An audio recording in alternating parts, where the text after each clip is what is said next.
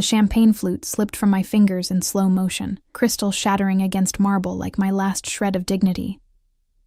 1,000 eyes turned toward me, or maybe it just felt that way. The amber liquid spread across the pristine white floor of the Valencia Grand Hotel ballroom, seeping into the grout lines like poison into veins. Jesus Christ, Emma. Marcus's voice cut through the string quartet's melody, sharp enough to draw blood. Can't you do anything right? My cheeks burned. The black waitress uniform suddenly felt too tight, too cheap, too obvious against the sea of designer gowns surrounding me. I dropped to my knees, my hands shaking as I tried to gather the glass shards, each piece reflecting a fragment of my humiliation back at me. I'm sorry, The words died in my throat. What was the point? You're always sorry. Marcus loomed above me, his tuxedo immaculate, his cologne, the one I'd saved 3 months to buy him, now suffocating. Sorry doesn't pay rent. Sorry doesn't fix your pathetic life. 3 years. 3 years I'd loved this man. Worked double shifts to support his business ventures. Ignored the lipstick stains and late-night excuses. 3 years. And here I was, serving champagne at his engagement party to someone else. Maybe if you'd been half the woman Veronica is... He grabbed my elbow, yanking me to my feet. His fingers dug into my skin hard enough to bruise. Around us, conversations had resumed, but I caught the sideways glances, the pitying smiles. They were all his friends, his colleagues, his world. I was just the help, the mistake he'd outgrown. Marcus, people are watching, I whispered, hating how my voice trembled. Let them watch. He pulled me closer, and I smelled whiskey on his breath. You need to understand something, Emma. I don't love you. I never loved you.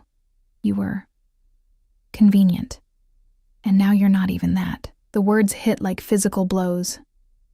My vision blurred, though I refused to let the tears fall. Not here.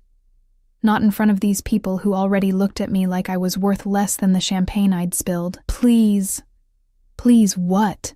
His laugh was cruel. You're embarrassing yourself. You're embarrassing me. Just do your job and stay out of sight. That's what you're good at, isn't it? Being invisible. He released me with enough force that I stumbled backward, my hip colliding with the service cart. More glasses rattled, threatening to fall.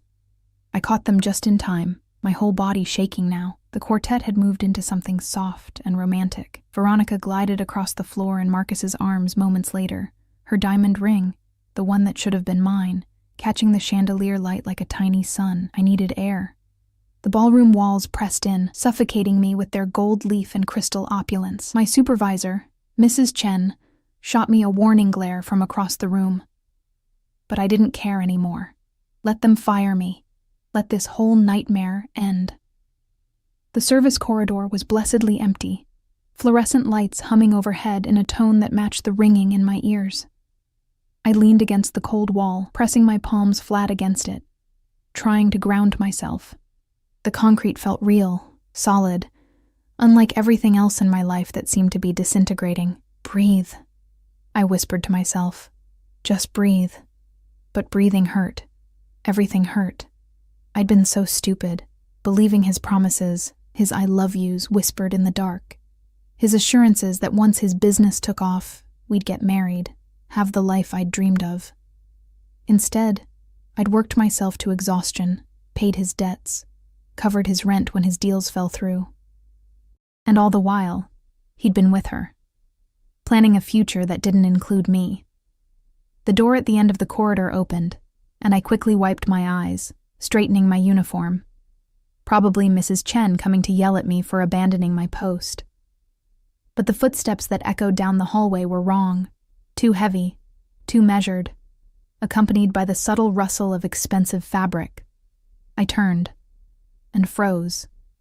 He moved through the corridor like he owned it, like he owned everything. Tall, perhaps 6'3", with dark hair swept back from a face that belonged in Renaissance paintings. Sharp jaw, full lips, and eyes so dark they looked black in the fluorescent lighting. But it wasn't just his looks that stopped my breath. It was the way he carried himself. Dangerous, deliberate, like a predator who'd never known fear. His suit was black, perfectly tailored, probably worth more than I made in 6 months. A thin platinum watch caught the light as he raised a phone to his ear, speaking in rapid Italian. Low, controlled, edged with authority that made my spine straighten involuntarily. 2 men flanked him, both built like brick walls, their eyes constantly scanning the corridor. Security. Not the hotel's rent-a-cops, but real protection. The kind that suggested whoever this man was, he needed guarding. I pressed myself against the wall, trying to become invisible. That thing Marcus said I was so good at. Maybe if I stayed still enough, they'd pass without noticing me. The man ended his call, sliding the phone into his pocket with a fluid motion. Then his eyes found mine. Everything stopped. I'd read about moments like this in books, dismissed them as fiction. But there was no other way to describe it. The air itself seemed to thicken, to crackle with something electric and terrifying. His gaze held mine, unwavering, and I couldn't look away, even though every instinct screamed at me to run. He was beautiful in the way storms are beautiful, devastating and impossible to ignore. "Are you hurt?" His voice was deep, accented, Italian, like his phone conversation, but with something underneath. British boarding school, maybe. The combination was intoxicating. What? My voice came out barely above a whisper. He moved closer, and I caught his scent. Sandalwood and something darker, more complex. Smoke and spice and danger. One of his guards shifted, hand moving toward his jacket, but the man raised a finger slightly, and the guard stilled. "Your arm." He gestured toward my elbow, where Marcus's fingers had left red marks already darkening to purple. "Someone hurt you?" "No, It's nothing. I wrapped my hand around the bruises, hiding them. An accident." His jaw tightened almost imperceptibly. Accidents don't leave fingerprints. How had he seen that in the split second he'd glanced at me? And why did he care? People like him, powerful, wealthy, dangerous, didn't notice people like me. We existed in different universes that should never collide. "It's really nothing, sir. I should get back to work." I moved to step past him, but he shifted slightly, blocking my path without actually touching me. The corridor suddenly felt very small. "What's your name?" "Emma." The answer came automatically before I could think better of it. "Emma." He repeated it slowly, like he was tasting each syllable. "You work here?" "Just for tonight. I'm with the catering company." Why was I telling him this? Why couldn't I move? His presence was magnetic, pulling me in even as my brain screamed warnings. He studied me for a long moment, his expression unreadable. Then he reached into his jacket, his guard tensed again, and pulled out a business card, holding it out between 2 fingers. "If you need anything, Emma, call this number." I stared at the card, heavy cream cardstock with embossed lettering.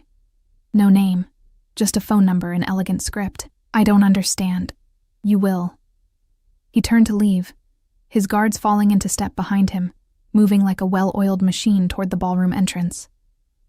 I looked down at the card in my trembling fingers, then back up. He'd paused at the door, glancing back at me over his shoulder. In the harsh fluorescent light, his eyes weren't black at all. They were the deepest brown I'd ever seen, flecked with gold that caught the light like embers. "And Emma?" His voice carried down the corridor, soft but somehow filling the entire space. "Men who leave marks like that deserve to have marks left on them. Remember that." Then he was gone, the door swinging shut behind him with a soft click that somehow sounded like a promise or a threat. I stood frozen in the empty corridor, the business card burning in my hand like a live coal. My heart hammered against my ribs, adrenaline and something else, something I couldn't name, flooding my system. From the ballroom, I heard a commotion. Raised voices. Then Marcus's laugh, loud and nervous. My supervisor burst through the door, her face flushed. "Emma, get in here, now!" "Mr. Castellano wants—" She stopped, eyes widening as she looked at me. "What happened to you?" "Nothing, Never mind. Come on. Mr. Castellano has requested additional servers at his table, and you're the only one available who fits the—" She grabbed my wrist, dragging me toward the ballroom before I could protest. "Who's Mr. Castellano?" I asked, but she was already pushing me through the door. The ballroom seemed different now, the air charged with tension I hadn't noticed before. Guests clustered in small groups, whispering behind champagne flutes. The string quartet had stopped playing. And there, at the center table, the place of honor reserved for the venue's most important guest, sat the man from the corridor. His guard stood behind him, stoic and alert. Beside him sat an older gentleman in an expensive suit, leaning in to whisper something. But the man, Mr. Castellano, wasn't listening. His eyes were fixed across the room, on Marcus, who had gone very, very pale. "Emma, go." Mrs. Chen pushed me forward with a tray of champagne. "Table 7. Don't spill anything. Don't speak unless spoken to. And for God's sake, don't make eye contact." But it was too late for that. As I crossed the ballroom floor, my legs unsteady, my mind racing, I felt his gaze follow me, heavy, possessive, like he was cataloging every breath I took, every step I made. I reached Marcus's table, my hands shaking so badly the glasses rattled. Veronica looked up at me with undisguised disdain, her perfectly manicured hand resting on Marcus's arm proprietarily. "Finally," she said, "we've been waiting forever." I started to distribute the champagne, keeping my eyes down, trying to ignore Marcus's presence, trying to forget his words. "I don't love you. I never loved you. Emma." Marcus's voice was strange now, tight, afraid. "What did you say to him?" "What?" I looked up, confused. "Castellano, what did you tell him?" I don't even know who." "Don't lie to me." He grabbed my wrist, and I dropped the tray. It hit the table edge, champagne flooding across the white tablecloth like blood. "Not again. Not again." Veronica shrieked, jumping up as the liquid poured into her lap. Guests turned, staring. Mrs. Chen started toward us, her face murderous. But someone else moved faster. The temperature in the room plummeted. Conversations died. Even the air seemed to still. Mr. Castellano stood, his chair scraping against marble with a sound like a blade being drawn. His guards moved with him, hands inside their jackets now, eyes locked on Marcus. He crossed the ballroom floor in a few long strides, and the crowd parted before him like the Red Sea. No one spoke. No one moved. They just watched, and I saw fear in their faces. Real fear. He stopped at our table, and Marcus's hand fell away from my wrist like I'd burned him. "Mr. Castellano, sir, Marcus's voice cracked. "This is just a misunderstanding. Emma, she's nothing, nobody. Just stand up." 2 words. Quiet, controlled, absolutely terrifying. Marcus stood so fast his chair fell backward. Mr. Castellano looked at him the way someone might look at something they'd scraped off their shoe. Then his gaze shifted to me, and everything changed. His expression softened almost imperceptibly, though danger still radiated from him in waves. "Are you finished with this?" He gestured vaguely at Marcus, at the table, at the whole miserable scene. I didn't understand the question. With him. His eyes held mine, and I felt pinned, dissected, seen in a way that was both exhilarating and terrifying. "Are you finished?" Marcus made a strangled sound. "Now wait, I wasn't speaking to you." Mr. Castellano didn't even look at him. "Emma, answer the question." The ballroom was silent enough to hear a pin drop. Veronica stood frozen, champagne dripping from her designer dress. Mrs. Chen had stopped mid-stride. Every eye in the room was on us.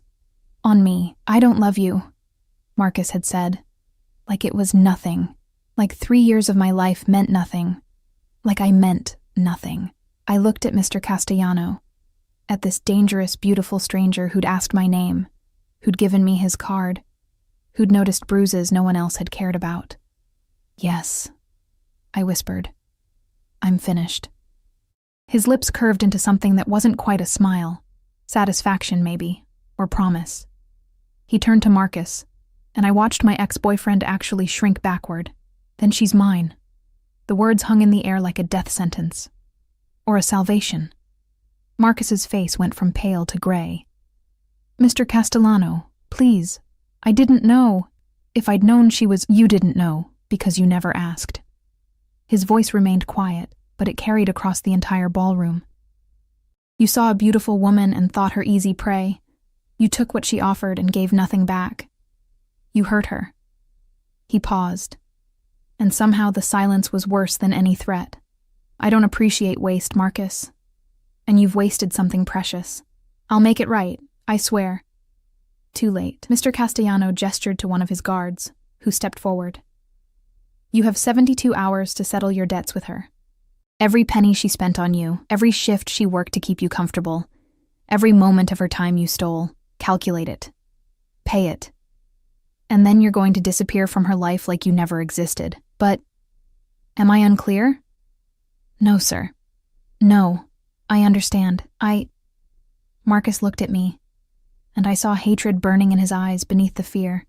This isn't over, Emma. Mr. Castellano moved so fast I barely saw it. One moment he was standing still. The next his hand was wrapped around Marcus's throat, lifting him slightly off his feet. The guard's hand was inside his jacket now, and Veronica screamed. It's over, Mr. Castellano said, his voice still that same quiet tone that somehow made every word feel like a blade. If you contact her, look at her, breathe in her direction, I will know, and then we'll have a very different conversation. Are we clear? Marcus nodded frantically, his face turning purple. Mr. Castellano released him, and Marcus collapsed against the table, gasping. Then he turned to me, and the dangerous man vanished, replaced by someone almost gentle. Come, Emma. He extended his hand. You're done here. I stared at his hand like it was a snake. I don't understand what's happening. You're leaving with me. Unless you'd prefer to stay? He glanced around the ballroom, at the gawking guests, at Mrs. Chen's furious face, at Marcus wheezing beside his overturned chair. The choice is yours. It's always yours. My whole body trembled. This was insane. I didn't know this man. He was clearly dangerous, the kind of dangerous that made Marcus, who'd always seemed so powerful in my small world, look like a terrified child. But Marcus had said he didn't love me, had humiliated me, had left marks on my skin that this stranger had noticed when no one else had cared, and something in Mr. Castellano's dark eyes promised that whatever came next, I would never be invisible again. I took his hand. His fingers closed around mine, warm and strong, and I felt that electric current again. Stronger now, running from where we touched straight to my core. Good girl, he murmured, and the words shouldn't have affected me the way they did. He led me toward the exit, his guards falling into formation around us. Behind us, chaos erupted. Voices, crying, Mrs. Chen shouting my name, but none of it mattered. None of it reached through the strange bubble that seemed to surround us. At the ballroom door, he paused, glancing back at the crowd one last time. This party is over. Everyone out. Now. And they moved. All of them. Like puppets with cut strings, scrambling for the exits. The door closed behind us, and he led me through the corridor, not the service corridor where we'd met, but the main hallway with its plush carpeting and expensive artwork. His guard walked ahead, speaking into an earpiece, while another fell back to cover our rear. Where are we going? I finally found my voice, somewhere safe. He didn't look at me, his thumb tracing small circles on the back of my hand, in a gesture that should have been comforting but instead made my pulse race. Somewhere we can talk. I don't even know you. Now he did look at me, and I nearly stumbled at the intensity in his eyes. No, but you will. We emerged into the hotel's circular drive where a black SUV waited, engine running. The windows were tinted so dark I couldn't see inside. Another SUV idled behind it, and I realized with a start that there were probably more, a whole convoy hidden in the shadows. The guard opened the rear door, and Mr. Castellano gestured for me to enter. I hesitated on the threshold between my old life and something unknown. Behind me, the Valencia Grand Hotel where I'd just lost everything. Ahead, a dangerous stranger who'd claimed me in front of a room full of witnesses. Then she's mine. What had I done? Emma. His voice was soft now, close to my ear, his breath warm against my neck. Trust me. And God help me, I did. I climbed into the SUV, and he followed, settling beside me as the door closed with an expensive, final-sounding thunk. The interior smelled like leather, and that intoxicating scent I'd noticed before. Sandalwood and smoke and something uniquely him. The guard took the driver's seat, another beside him, and we pulled away from the hotel smoothly. Through the tinted windows, I watched the world I knew disappear into the darkness. "What happens now?" I asked, my voice small in the sudden quiet. Mr. Castellano reached out, gently tilting my chin so I had to look at him. In the dim interior lighting, his features were sharp angles and shadows, beautiful and terrifying all at once. "Now," he said, "you tell me everything about the man who thought he could throw you away, and then I decide what to do about it." His thumb brushed across my lower lip, and I shivered. "And Emma?" His smile was dark, promising things I couldn't name. "You're going to learn what it means to be cherished by someone who never wastes anything precious." The SUV turned onto the highway, accelerating smoothly into the night, carrying me away from everything I'd known toward a future I couldn't imagine. I should have been terrified. Maybe I was. But beneath the fear was something else, something that had unfurled in my chest the moment his hand had touched mine. Hope. The SUV glided through the city streets like a shadow, smooth and silent despite its obvious weight. I pressed my hand against the cool window, watching neon lights blur past. Restaurants I'd never eat in, boutiques I'd never enter, lives I'd never live.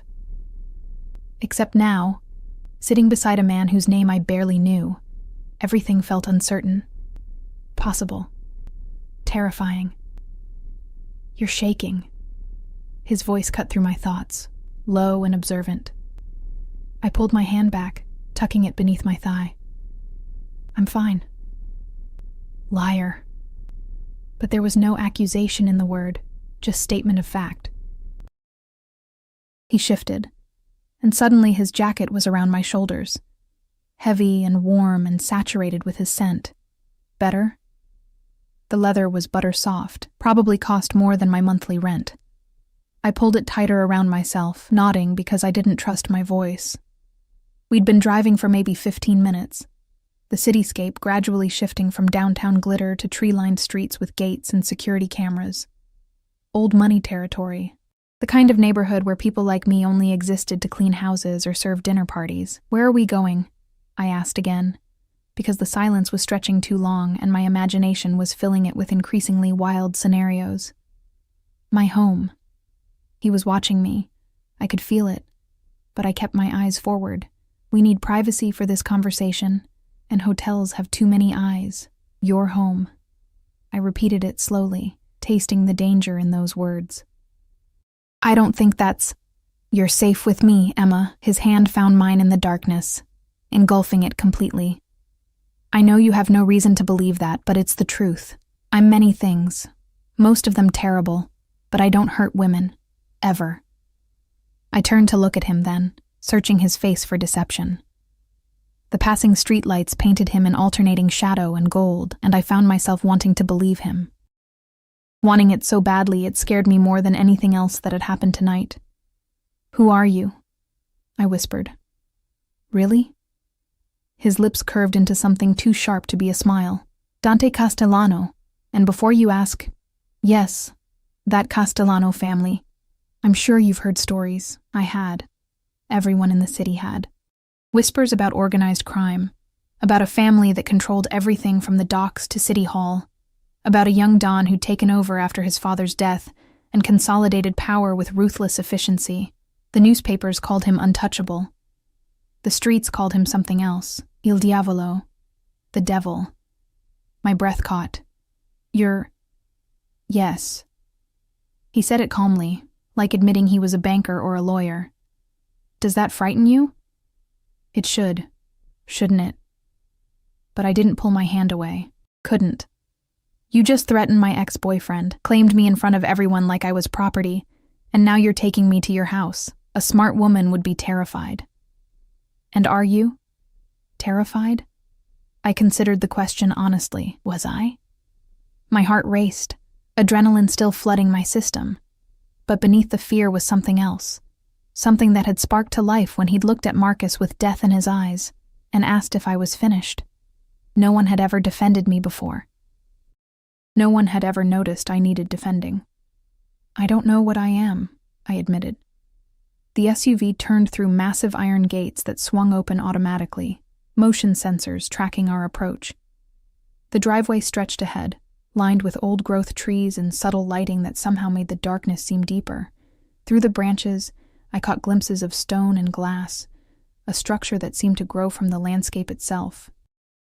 "You're exhausted," Dante said, his thumb tracing those same small circles on my hand. "You're hurt. You're confused. And you're wondering if you've made the worst mistake of your life getting into this car with a monster." I didn't say monster. You didn't have to. We pulled up to a circular courtyard, a fountain at its center casting dancing shadows across marble pavers. "It's what I am, Emma. Better you know that now." The SUV stopped, and immediately one of the guards appeared, opening Dante's door. He stepped out fluidly, then turned to offer me his hand. I hesitated for just a moment before taking it, letting him help me down. The November air bit through my thin uniform, and I was grateful for his jacket still wrapped around me. The house loomed above. Calling it a house felt inadequate. It was an estate, all clean modern lines and floor-to-ceiling windows, warm light spilling from within, beautiful. Cold. Exactly what I'd imagine a devil's lair to look like. "Come." Dante's hand found the small of my back, guiding me toward the entrance. His touch was light, respectful, but I felt branded by it nonetheless. Inside, the space opened up into a cathedral-ceilinged foyer, all white marble and dark wood. Abstract art I didn't understand decorated the walls, and a floating staircase curved upward to a second floor wrapped in glass railings. It was stunning, sterile, a showpiece, not a home. A woman appeared from a side hallway, older, perhaps 60, with steel-gray hair pulled into a neat bun and kind eyes that assessed me quickly. "Mr. Castellano, we weren't expecting you back tonight." "Change of plans, Teresa." He guided me forward gently. "This is Emma. She'll be staying with us. Can you prepare the guest suite in the east wing?" Teresa's eyebrows rose fractionally, but she recovered quickly. "Of course. Would the young lady like something to eat? Some tea, perhaps?" My stomach growled, reminding me I hadn't eaten since my hurried lunch 12 hours ago. Dante's lips twitched. "Yes, Teresa. Something light. We'll be in my study." He turned to me. "Unless you'd prefer to go straight to your room? You don't have to talk to me tonight if you'd rather." "No," the word came out too fast, too desperate. "I mean, I'd rather understand what's happening, what I've gotten myself into." His expression softened infinitesimally. "All right, this way." He led me down a hallway lined with photographs, old black and white images of stern-faced men, women in vintage clothing, children playing in what looked like Italian countryside. His family, I realized. Generations of Castellanos staring down at me with varying degrees of judgment. The study was smaller than I'd expected, more intimate. Floor-to-ceiling bookshelves lined 3 walls, packed with everything from leather-bound classics to modern thrillers. A massive desk dominated one corner, its surface neat except for a laptop and a crystal tumbler half full of amber liquid. Across from it, a leather sofa and 2 chairs created a conversation area around a fireplace, where flames crackled softly. "Sit." Dante gestured to the sofa. "Please." I perched on the edge, hyper-aware of how out of place I looked in my wrinkled uniform and his expensive jacket. He moved to a bar cart, pouring 2 fingers of whiskey into a fresh glass. "Drink?" He offered it to me. "I don't usually." "Tonight isn't usual." He pressed the glass into my hand, his fingers lingering against mine. "Trust me. You'll want it." I sipped tentatively, the liquid burning down my throat and pooling warmth in my stomach. He was right. I needed it. Dante settled into the chair across from me, close enough that our knees almost touched. He'd removed his jacket at some point, rolled his shirt sleeves to his elbows, revealing forearms corded with muscle and scattered with scars. Old wounds, I realized. Evidence of a life I couldn't begin to imagine. "Ask," he said simply. "Whatever you want to know. I'll answer honestly." Where did I even begin? My mind spun with 1,000 questions, each more impossible than the last. "Why?" I finally managed. "Why did you... at the party? You didn't know me. You didn't know Marcus. Why did you do that?" He took a slow sip of his drink, considering. "Do you believe in instinct, Emma? I don't understand." I saw you in that corridor, crying, trying to hide it but failing. And I saw these—" He reached out, his fingers ghosting over the bruises on my arm so gently I barely felt it. "I have 2 sisters. If any man ever put marks like this on them, I would kill him, slowly. So when I walked into that ballroom and saw the same man who'd hurt you dismiss you like garbage," he paused, something dangerous flickering in his eyes. "Instinct took over. But you said you claimed me, like I was yours." "Yes. Why?" He leaned forward, elbows on his knees, the firelight casting his features in sharp relief. "Because the moment you took my hand, you became mine to protect. That's how this works in my world, Emma. You accept my protection, you fall under my umbrella. No one touches you, no one hurts you, and anyone who tries answers to me." The possessiveness in his voice should have terrified me. Instead, something warm and dangerous unfurled in my chest. "I don't need protection," I said, but the words rang hollow even to my own ears. "No?" He tilted his head. "Where were you going to go tonight after your shift ended? Back to the apartment you share with 3 other people, working yourself to exhaustion at jobs that barely pay enough to survive? How much did Marcus take from you, Emma? How much did you give?" Tears burned behind my eyes. "That's none of your business. You made it my business when you said yes in that ballroom." His voice softened. "I'm not judging you. I'm trying to help you see what you already know. You're drowning, and you have been for a long time. I'm offering you a way out. Nothing is free," I whispered. "What do you want from me?" The question hung between us, heavy with implication. Dante set down his glass and moved to the sofa beside me, close enough that I could feel his body heat, smell that intoxicating scent of sandalwood and danger, honestly. His hand cupped my cheek, tilting my face toward his. "I don't know yet. I saw a beautiful woman being hurt, and I reacted. Everything after that, we'll figure out together. You can't just collect people because you feel like it." "I don't." His thumb brushed across my cheekbone, wiping away a tear I hadn't realized had fallen. "You're the first. Why me? Why not you?" He smiled then, a real smile that transformed his face from dangerous to devastating. "You're stronger than you think, Emma. Strong enough to work yourself to the bone for someone who didn't deserve it. Strong enough to walk away when it mattered." I respect strength. A knock at the door interrupted whatever I might have said.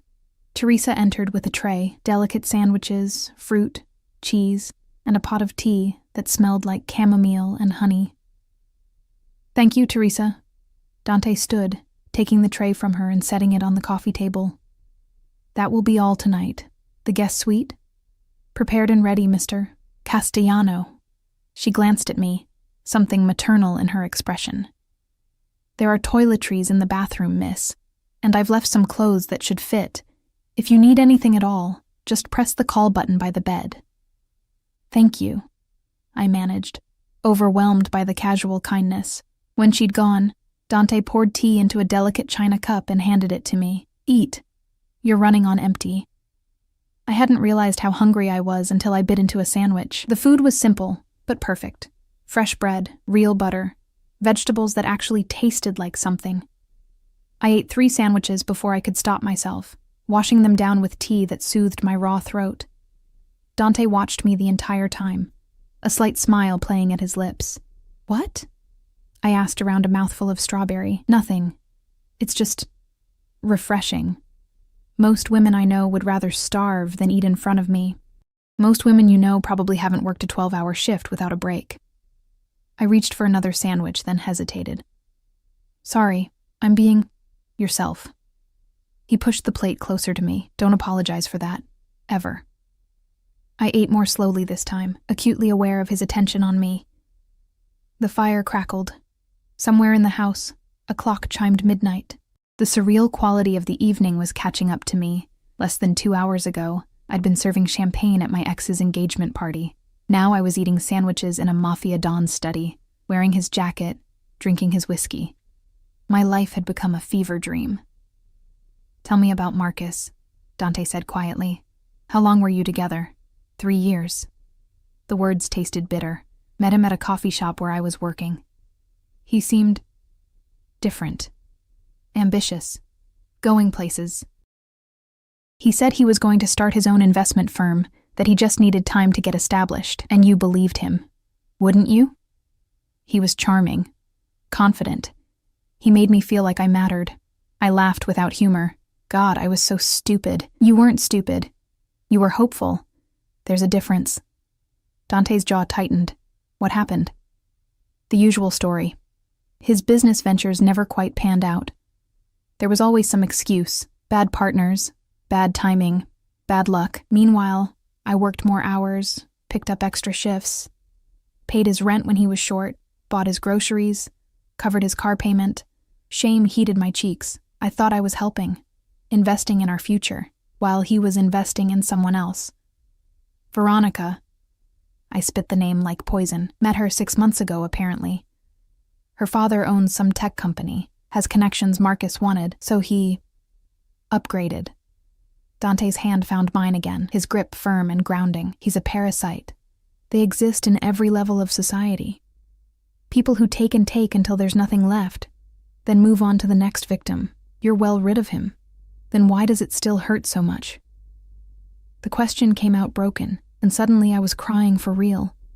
All the pain and humiliation and rage I'd been holding back flooding out in ugly, gasping sobs. I tried to pull away, to hide my face, but Dante wouldn't let me.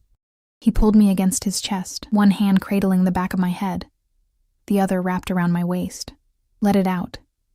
He murmured against my hair. You're safe here. Let it all out. So I did.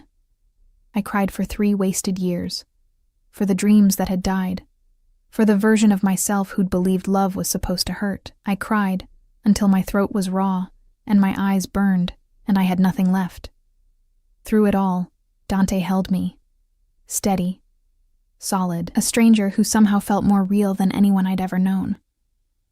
When the storm finally passed, I pulled back slightly, mortified. I'm sorry. Stop apologizing.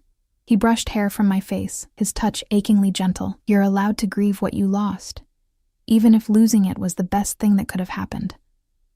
I looked up at him, at this beautiful, dangerous man who'd appeared in my life like a dark angel. I don't understand you.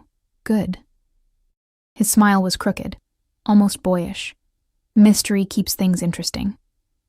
Despite everything, I laughed. It came out watery and broken, but it was real.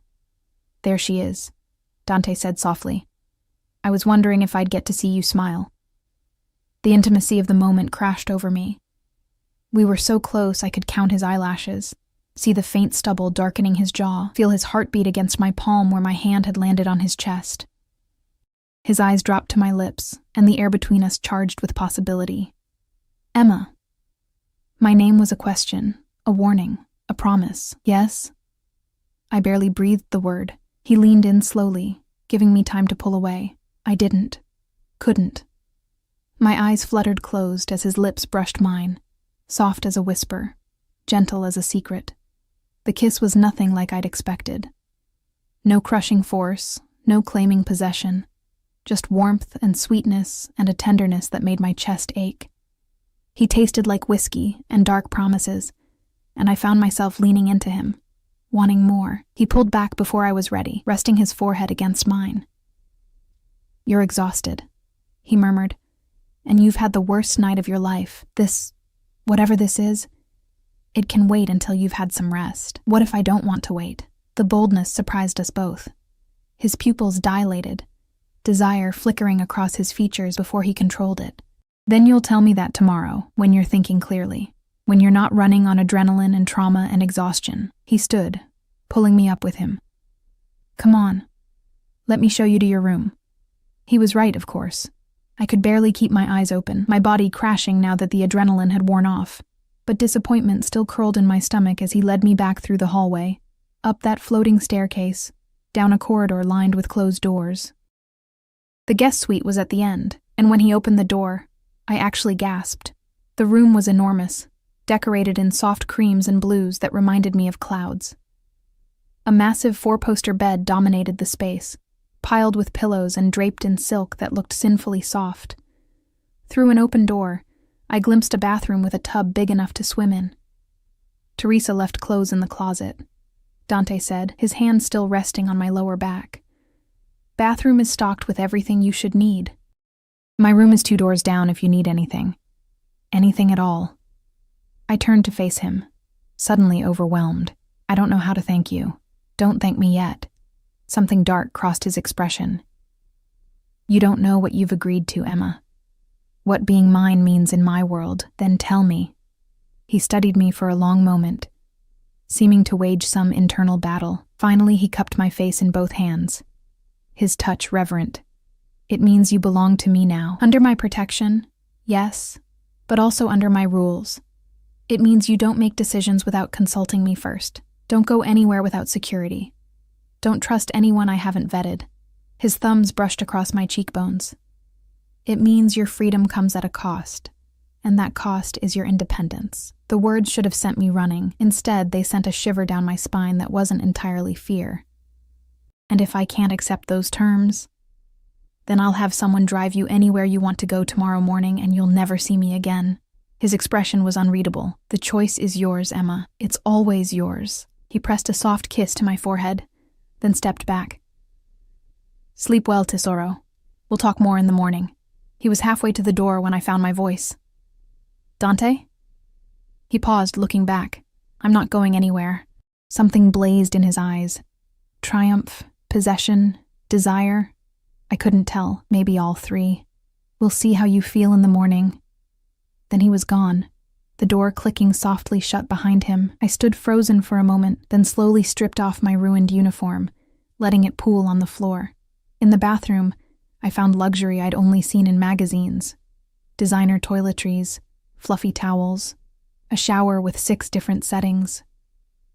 I showered until the water ran cold, scrubbing away the champagne and tears, and the feeling of Marcus's fingers on my skin. When I finally emerged, wrapped in a towel that probably cost more than my weekly paycheck, I found pajamas laid out on the bed, silk, in a deep blue that made my eyes look brighter.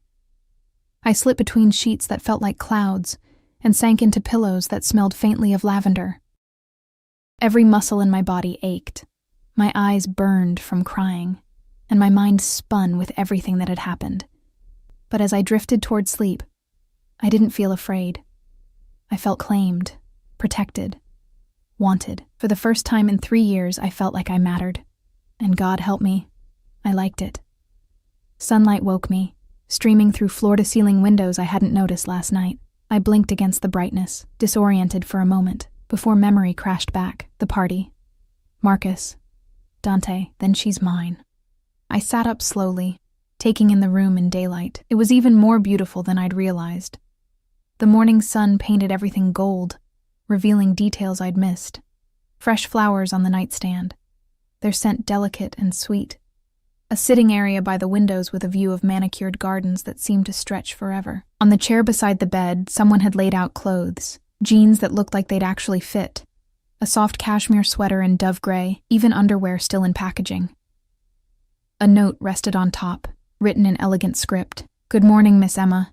Breakfast is ready when you are. Ring if you need anything. Teresa. My phone sat charging on the nightstand, though I didn't remember plugging it in. When I checked the screen, my stomach dropped. 43 missed calls, 67 text messages.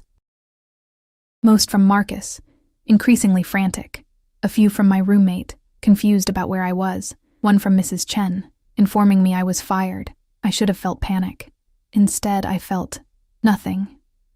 Like all those messages belonged to someone else's life. I showered again, unable to resist the luxury of the rainfall shower head and the array of expensive products. The clothes fit perfectly, too perfectly. Someone had guessed my size exactly, which should have been creepy, but instead felt oddly thoughtful. When I finally ventured out of the room, I found the house transformed by daylight. What had seemed cold and sterile last night now revealed itself as carefully curated minimalism. Clean lines, open spaces, art that played with light and shadow. Through the windows, I could see the gardens properly now, all geometric hedges and stone pathways, beautiful in their precision. I followed the scent of coffee and something baking, my stomach growling despite the sandwiches from last night. The kitchen was enormous, all white marble and stainless steel, with an island big enough to seat 8. Teresa stood at the stove, humming softly to herself. "Good morning, dear." She smiled warmly when she saw me. "Did you sleep well?" "Better than I have in months, actually." It was true. Despite everything, I'd slept dreamlessly, deeply, for nearly 10 hours. Excellent. "Sit, sit." She gestured to the island where a place had been set. Fresh orange juice, a cappuccino with a perfect heart design in the foam, a basket of pastries that smelled like heaven. Mr. Castellano had to step out for a meeting, but he left instructions that you're to have whatever you'd like. Are you hungry? "Starving." I slid onto one of the stools, wrapping my hands around the cappuccino cup. The first sip was perfect, rich and smooth with just a hint of sweetness. Teresa beamed and began assembling a plate. Fluffy, scrambled eggs with herbs, crispy bacon, roasted tomatoes, toast that was still warm from the oven. She set it in front of me with a flourish. "Eat. You're too thin. Mr. Castellano worries." I almost choked on my coffee. He worries. He barely knows me. Maybe so. Teresa began cleaning the already spotless counter. "But he knows enough.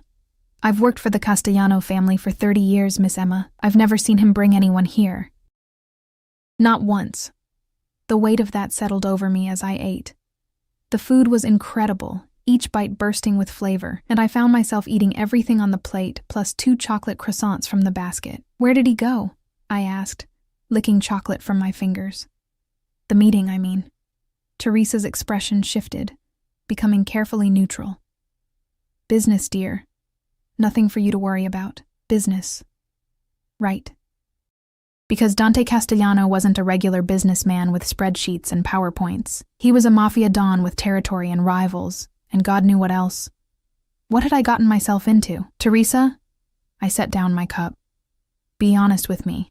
Should I be scared?" She stopped her cleaning and came around the island, taking my hand in both of hers. Her skin was warm, worn soft with age. "Mr. Castellano is many things," she said carefully. "He's dangerous, yes, ruthless when he needs to be, but he has a code, a sense of honor that runs deeper than you might expect. If he's claimed you under his protection, you're safer here than anywhere else in this city. Do you understand?" I wasn't sure I did, but I nodded anyway. The sound of the front door opening made us both turn. Voices echoed through the foyer. Dante's deep rumble and another man's lighter tone, followed by a woman's laugh. "Ah," Teresa said, releasing my hand. "The family's here. That'll be Mr. Castellano's sisters." Before I could process that, they swept into the kitchen like a designer-clad tornado. The woman was stunning, mid-20s, with long dark hair and the same golden-brown eyes as Dante, dressed in tailored pants and a silk blouse that probably cost more than my monthly rent. The man beside her was equally beautiful, though in a softer way, with carefully styled hair and an easy smile. "Teresa, cara mia, you're an angel. Is that your lemon ricotta cake I smell?" The woman air-kissed Teresa's cheeks before her gaze landed on me. "And you must be Emma." I stood awkwardly, hyper-aware of how out of place I must look despite the expensive clothes. Yes, hi." "Gabriella Castellano." She crossed to me in 3 long strides, taking my hands and studying me with unabashed interest. "Dante's sister. And this is Marco, my utterly useless but occasionally amusing best friend. Charmed." Marco gave me a little wave, his eyes dancing with mischief. "So you're the mystery woman who has our dear Dante in knots. Delightful." I'm not," I stammered, but Gabriella cut me off. "Don't bother denying it. He called me at 6 this morning. 6, Emma. Ranting about appropriate security measures and background checks and whether Teresa could be trusted to keep you comfortable." She laughed, releasing my hands to steal a croissant from my basket. I've never heard him so worked up over anyone. Heat flooded my cheeks. "He really doesn't need to, but he does." Gabriella's expression sobered slightly. "That's who Dante is. When he decides something, or someone is his, he's all in. Obsessive, really. It's the Castellano curse. Gabriella." Dante's voice cut across the kitchen, sharp with warning. He stood in the doorway, still in the same clothes from last night but somehow looking completely put together. His eyes found mine immediately, and I felt that electric current again. Stop terrorizing my guest. I'm not terrorizing. I'm educating. But she stepped back, grinning. Morning, Fradolino. You look terrible. Didn't sleep. His gaze didn't leave me as he crossed the kitchen. Emma, how are you feeling?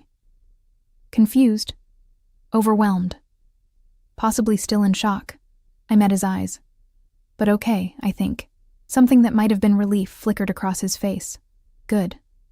That's good. He turned to Teresa. Could you give us a moment? Take Gabriella and Marco to the sitting room. I need to speak with Emma privately. Of course. Teresa herded the other two out, despite Gabriella's protests, and then we were alone. Dante moved to the coffee maker, preparing an espresso with practiced ease. I'm sorry about my sister. She has no boundaries. She seems nice. She's a menace. But there was affection in his voice. He leaned against the counter, espresso cup in hand, watching me. We need to talk about what happens next. My stomach tightened. Okay. First, Marcus. My people did some digging last night. His expression hardened. He owes you significantly more than you probably realize. $32,000 to be exact. Rent, car payments, credit card bills in your name that he ran up, cash loans you made him. Does that sound right? 32,000. The number hit me like a physical blow. 3 years of my life, quantified in cold numbers. I never kept track. Well, I did. He has until Monday to pay you back, every cent, or I start taking payment in other ways. The casual menace in his voice made me shiver. He won't bother you again, Emma. I promise you that. You didn't have to. Yes, I did. He set down his cup and moved closer, stopping just shy of touching me. You're under my protection now. That means your debts become my debts. Your problems become my problems. Understand? But I barely know you. The protest sounded weak even to my ears. Then get to know me. He tilted his head, studying me with an intensity that made my breath catch. Stay here. Not just for a night or two, but actually stay. Let me show you what your life could be like without someone taking advantage of you. I can't just move in with a stranger. Why not? What's waiting for you out there? He gestured vaguely toward the windows. A job you just lost? An apartment you share with 3 other people where you sleep on a mattress on the floor? Friends who didn't notice you were being used? What exactly are you going back to? The truth of his words stung. He was right. I had nothing. No job, no savings Marcus hadn't drained, no family to speak of. Just a life of survival, of working myself to exhaustion for scraps. I don't want to be a kept woman, I whispered. Then don't be. He cupped my face, forcing me to meet his eyes. Work for me if you want. I have businesses, legitimate businesses, that could use someone smart and hardworking. Or go to school, finish that degree you had to drop out of, or do nothing at all except figure out who you are when someone isn't taking pieces of you. Why? The question burst out of me. Why do you care? You saw me for 5 minutes in a hallway. What could possibly make you want to... I don't know. The admission seemed to cost him. I saw you crying, saw those bruises, and something in me just snapped. Like finding something precious that had been thrown away and knowing I had to keep it, protect it. Maybe I'm crazy. Maybe this whole thing is insane, but I meant what I said last night, Emma. You're mine now. And I take care of what's mine. The possessiveness should have terrified me. Instead, it made something warm bloom in my chest, spreading through my veins like honey. What if I say yes? I asked quietly. What if I stay? His pupils dilated, desire and triumph warring in his expression. Then you follow my rules. You don't leave this property without security. You don't contact anyone from your old life without clearing it with me first. You let me vet anyone who wants to get close to you. His thumb brushed across my lower lip.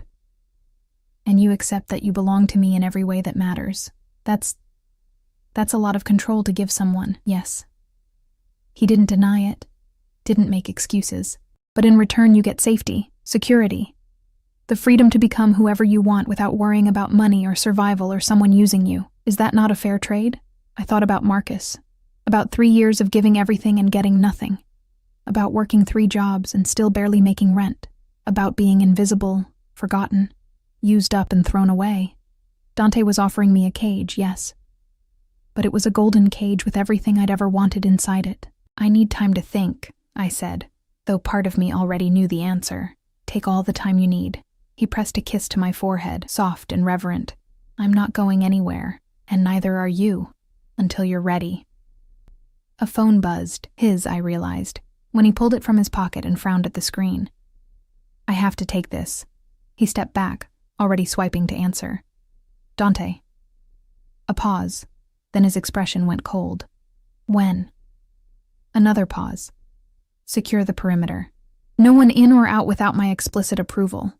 I'll be there in 20 minutes. He ended the call and looked at me, conflict clear in his eyes. I have to go. There's a situation that requires my attention. He crossed to the kitchen entrance, spoke in rapid Italian to someone I couldn't see. One of his guards appeared in the doorway. Marco will stay with you. Gabriella, too. Don't leave the property. And don't open any doors for anyone except Teresa or my people. Understand? What's wrong? Fear crept into my voice. Are you in danger? His expression softened. I'm always in danger, Tesoro. It's the life I chose. But I'll be fine. This is just business. He started to leave, then turned back, crossing the distance between us in 2 strides. His hand tangled in my hair as he pulled me into a kiss that was nothing like last night's gentle exploration. This was claiming, possessive, a brand that seared straight through me. When he pulled back, we were both breathing hard. Don't leave, he said against my lips. Please, just stay. Then he was gone, his footsteps echoing through the house, the front door opening and closing with a finality that made my chest ache. I stood frozen in the kitchen, my lips still tingling, my heart racing. Through the window, I watched the SUVs pull away, taking him toward whatever danger awaited. Well. Gabriella appeared in the doorway, Marco behind her, both wearing matching expressions of amused interest. That was quite the goodbye kiss. I touched my lips, still feeling the imprint of his.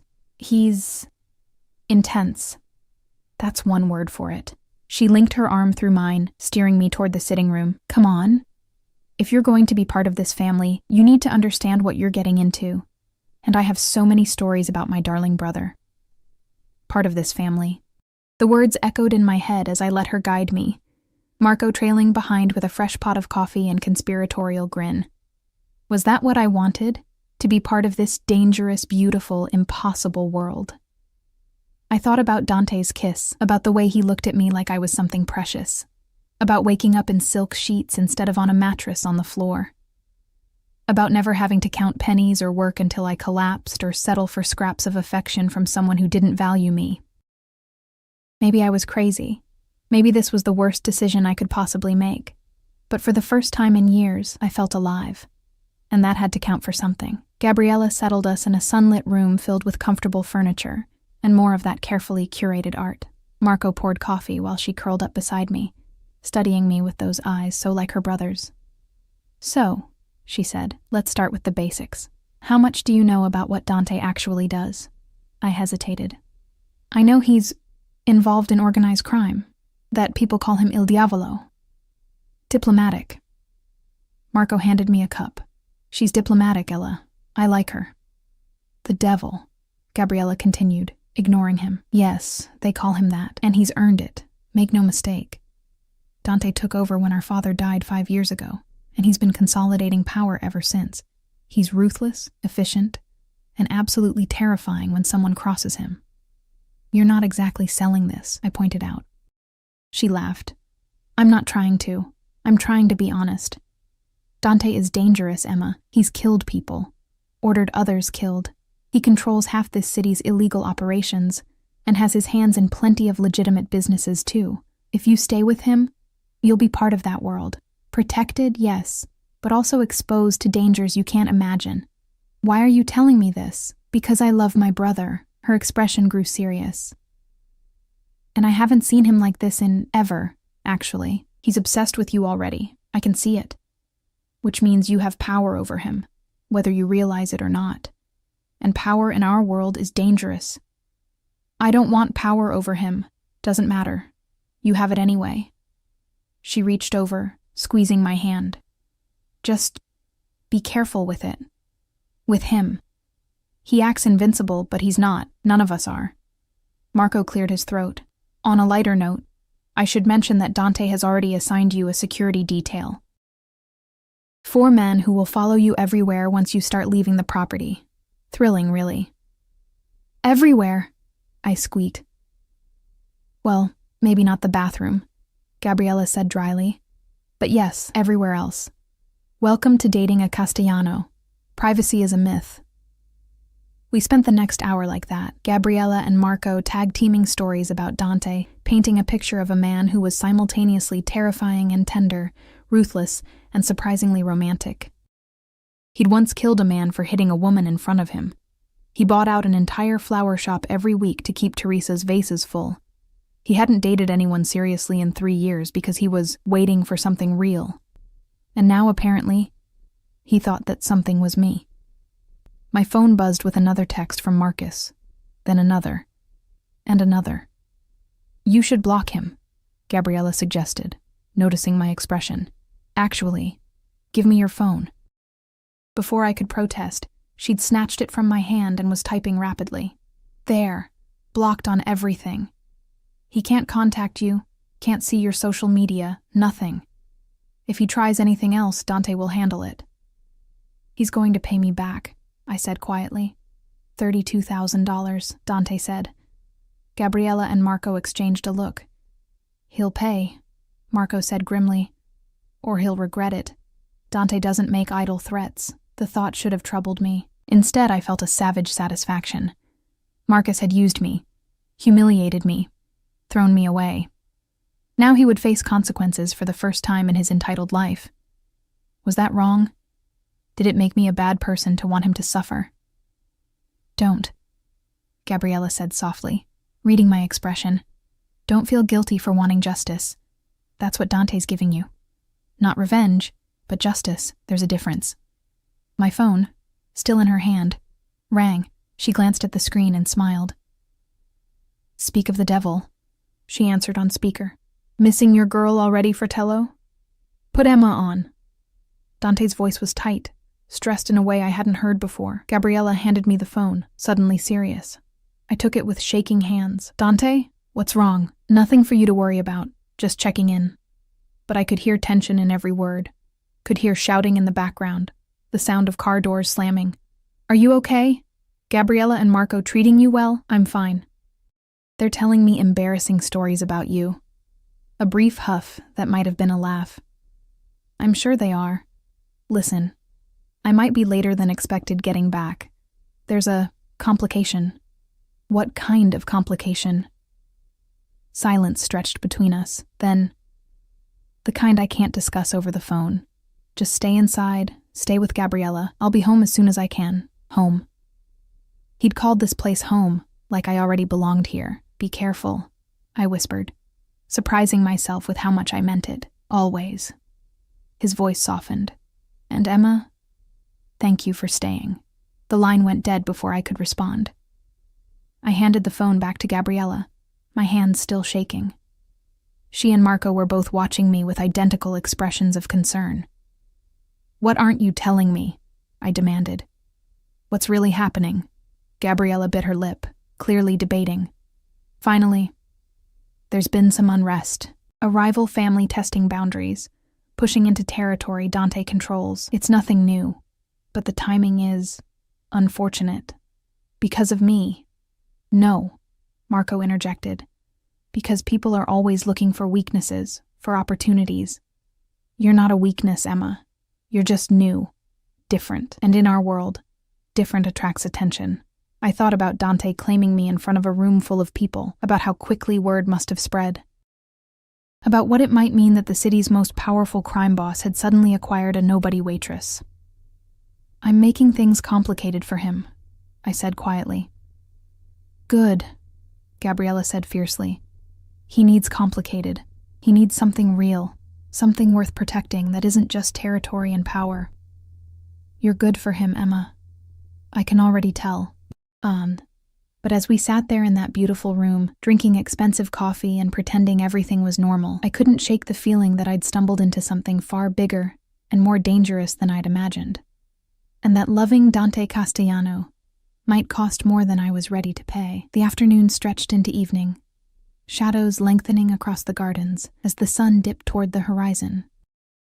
Gabriella had finally stopped her interrogation disguised as conversation and retreated to the kitchen with Marco to help Teresa prepare dinner. I'd excused myself to the guest suite, claiming exhaustion, but really just needing space to think, to process everything. I stood at the window watching the property's perimeter. Even in daylight, I could see them, guards positioned at regular intervals, moving in coordinated patterns, protecting the house, protecting me. The weight of it pressed against my chest like a physical thing. My phone buzzed. A new number I didn't recognize. The money will be transferred to your account by Monday morning. All of it. Please tell him I'm sorry. Please. M. Marcus. He'd gotten a new number just to grovel.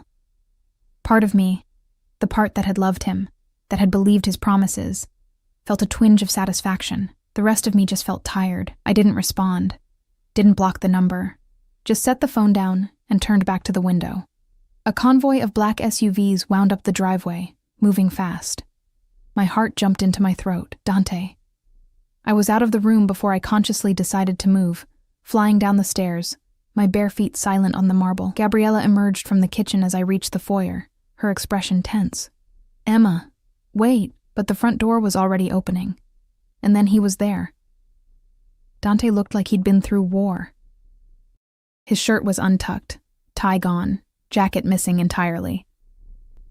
Dark stains, blood, I realized with horror, spattered his white dress shirt. A cut above his left eyebrow had been hastily cleaned but still looked angry and fresh. But his eyes, when they found me, blazed with an intensity that stole my breath. You're hurt, I breathed, crossing to him before I could stop myself. My hands hovered over the cut, afraid to touch. What happened? It's not my blood. He caught my hands, pulling them against his chest where I could feel his heart racing. Well, not most of it. I'm fine, Tesoro. I promise. You're bleeding. It's nothing. But he let me examine the cut, standing still under my inspection with surprising patience. The situation's handled. You're safe. I wasn't worried about me, I said before I could think better of it. Something fierce and possessive flashed in his eyes. No. No. I realized how close we were standing, how my hands had somehow ended up on his chest, how his were wrapped around my waist like he couldn't bear not touching me. I was worried about you, Emma. My name was almost a groan. You can't say things like that to me. Why not? Because it makes me wanna... He cut himself off, jaw clenching. You should go upstairs. I need to shower, change, handle some calls. We'll talk at dinner. But he didn't let me go. If anything, his grip tightened, his forehead dropping to rest against mine as he took a shuddering breath. Dante, I whispered. Give me a moment. Just let me have this moment. So I stood there in the foyer, held in the arms of a dangerous man who smelled like smoke and copper and something darker, and let him breathe me in like I was oxygen. Around us, his people moved, guards securing doors, Teresa fussing in Italian, Gabriella and Marco watching from the kitchen doorway with knowing expressions. Finally, he pulled back, cupping my face. Go, please, before I do something we're both not ready for. The promise in his voice sent heat coursing through me, but I stepped back, nodding. He watched me climb the stairs, and I felt his gaze on me the entire way. Back in my room, I paced, tried to read, failed. Changed into one of the dresses Teresa had left. Soft blue cotton that hugged my curves and made my eyes look brighter. Applied minimal makeup from the cosmetics that had appeared on the vanity at some point during the day. I looked like someone else, someone who belonged in this beautiful house, who wore expensive clothes naturally, who was worth protecting. I looked like Dante's. A knock at the door made me jump. Come in.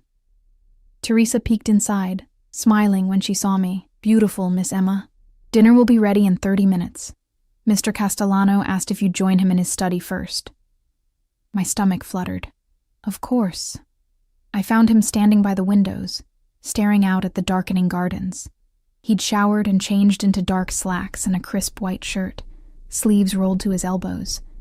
The cut above his eye had been properly cleaned and bandaged. A tumbler of amber liquid dangled from one hand. "You wanted to see me?" I said softly. He turned, and the expression on his face when he saw me made my knees weak. Hunger, reverence, possession, all tangled together in a look that branded me more effectively than any words. "Beautiful," he murmured, setting down his drink and crossing to me. "You're so fucking beautiful, Emma. Do you know that?" I shook my head, speechless. "You are." His hands framed my face, tilting it up to his. "And you're mine. Tell me you know that. Tell me you're staying." The words caught in my throat. I need to understand what that means, really means. Not just the security and the rules, but what you want from me. Everything. No hesitation. I want everything, Emma. Your time, your attention, your trust. I want you in my bed at night and at my table in the morning. I want the right to protect you, to provide for you, to tear apart anyone who tries to hurt you. His thumb brushed across my lower lip. I want you to be mine in every way that matters. That's not love, I whispered. That's possession. Maybe. He didn't deny it, but it's honest. I'm not going to lie to you and call this something prettier than it is. I want to own you, Emma, and I want you to want to be owned. The words should have sent me running. Instead, they made something deep in my core clench with need. What if I can't give you that? Then I'll wait. His lips ghosted across my forehead, my temple, the corner of my mouth. I'll give you time, space, whatever you need, but I won't let you go back to that life. I won't let you struggle and scrape and be used by people who don't deserve you. You barely know me. I know enough. He pulled back to meet my eyes. I know you're strong, resilient, that you give everything you have to people you care about, that you've been hurt and used and thrown away. But you're still standing, still soft inside despite everything. His voice dropped. I know that when I kiss you, you melt against me like you've been waiting your whole life for someone to claim you properly. Heat flooded my cheeks. Dante, tell me I'm wrong. It was a challenge, his eyes dark and intense. Tell me you don't feel this thing between us. This pull. I couldn't. Because he was right. There was something between us, something that had sparked to life the moment our eyes met in that corridor. Dangerous and intoxicating and absolutely terrifying. I feel it, I admitted, but that doesn't mean I understand it. You don't have to understand it. His hand slid down to my waist, pulling me flush against him. You just have to trust it. Trust me. You're asking for a lot of trust from someone who just had their trust destroyed.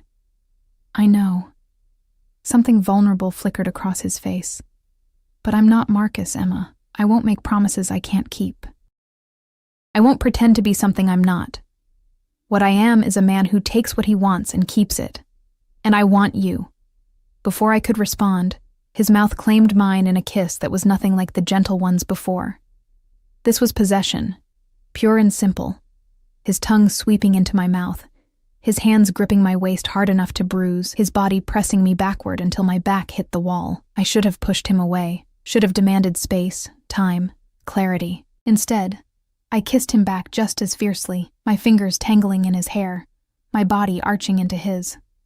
He groaned against my mouth, one hand sliding up to wrap around my throat, not squeezing, just holding, a reminder of his strength and my vulnerability. Say you're mine, he demanded against my lips. Say it, Emma. The words stuck in my throat, terrifying and thrilling in equal measure. A sharp knock on the study door made us both freeze. Dante pulled back with a muttered curse, his breathing ragged. What? He barked. The door opened a crack, and one of his guards spoke in rapid Italian. Dante responded in kind, his tone sharp, before turning back to me. I'm sorry. There's something I need to handle. It can't wait. Frustration darkened his features. Stay for dinner. Please, we'll continue this conversation after. He pressed one more quick, hard kiss to my lips, then strode from the room, leaving me trembling against the wall with my heart racing and my lips swollen. What was I doing? What was I thinking? But I already knew the answer. I was falling. Fast and hard and recklessly into something that could destroy me. And I wasn't sure I wanted to stop. Dinner was an elaborate affair. Teresa had outdone herself with homemade pasta, roasted vegetables, fresh bread that melted on the tongue. Gabriella and Marco kept up a steady stream of conversation, filling the silences with stories and laughter.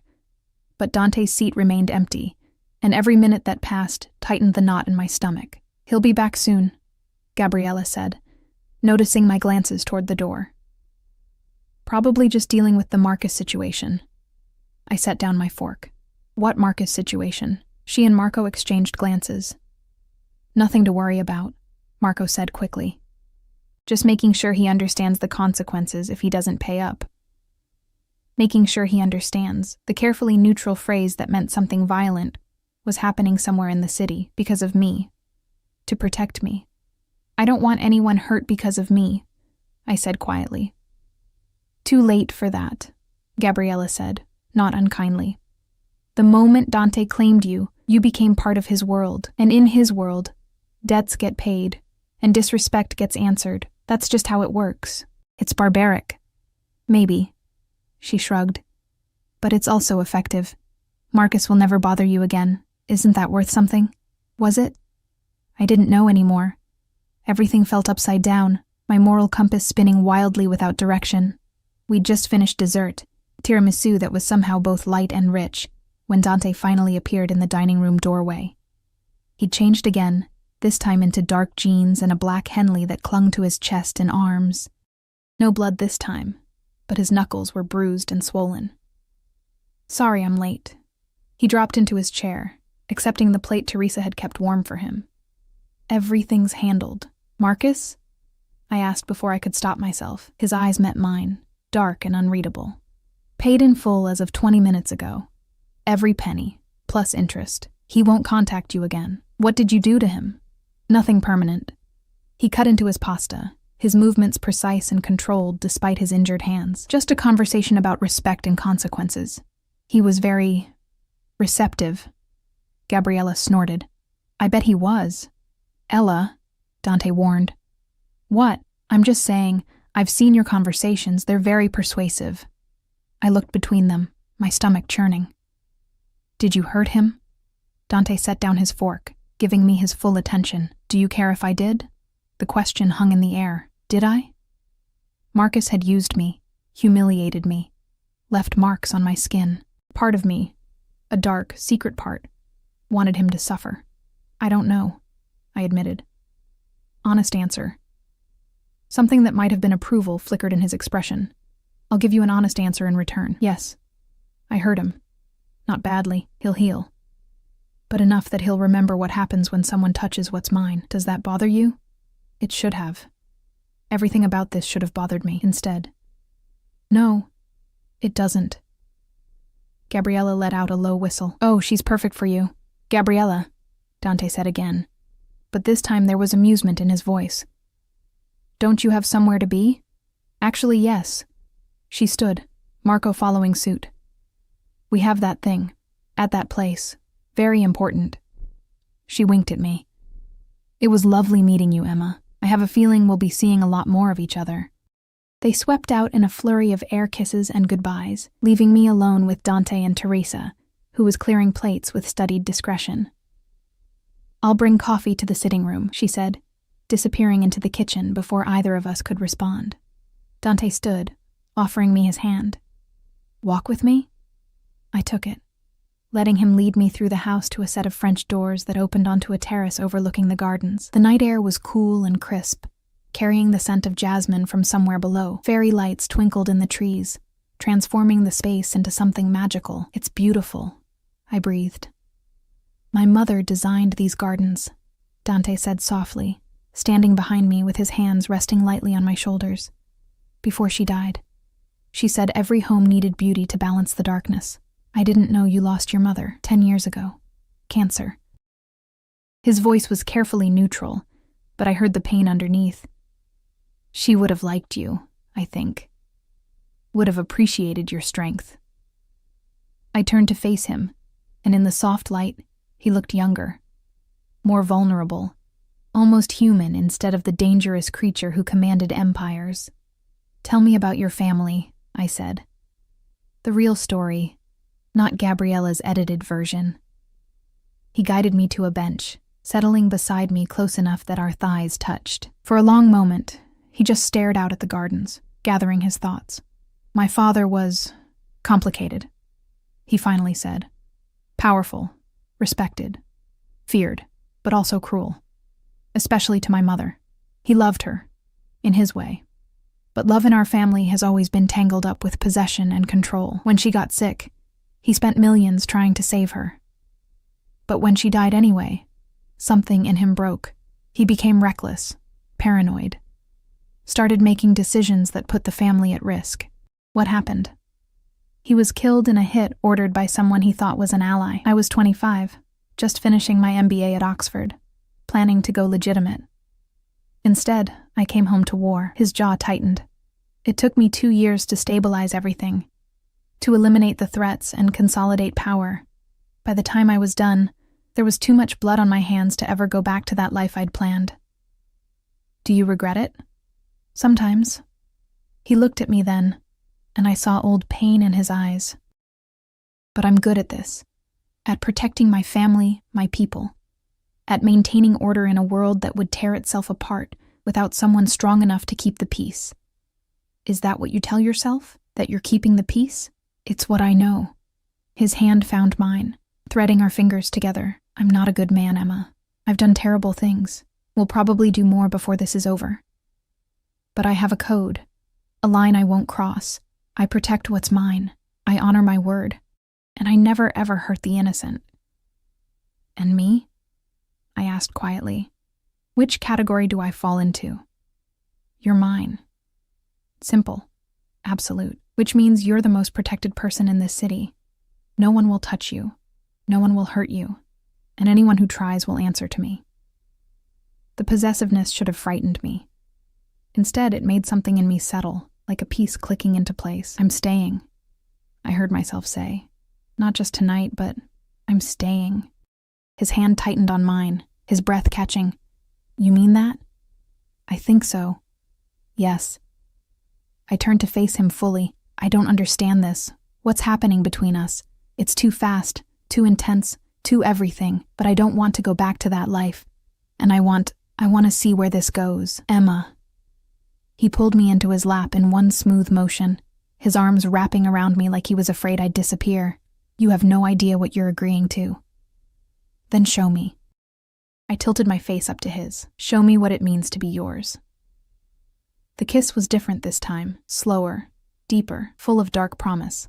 His hands roamed my body, learning my curves, mapping my responses. When his teeth caught my lower lip, I gasped, and he swallowed the sound, his grip tightening possessively. "Mine," he growled against my mouth. "Say it." "Yours," I breathed, and felt him shudder beneath me. He stood, lifting me with him, my legs wrapping around his waist instinctively. "I'm taking you to bed," he said, his voice rough with desire. "If that's not what you want, tell me now. Because once I have you there, I'm not stopping." My heart hammered against my ribs. This was crazy, reckless. I barely knew this man, but I'd never felt more alive. "Don't stop," I whispered. He carried me back through the house, up the stairs, past the guest suite to a set of double doors at the end of the hall. His bedroom was all dark wood and masculine lines, dominated by a massive bed that looked both comfortable and sinful.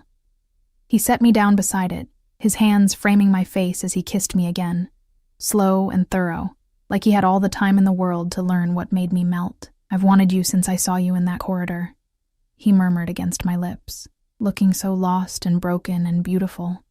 Wanted to wrap you up and keep you safe. Make you mine."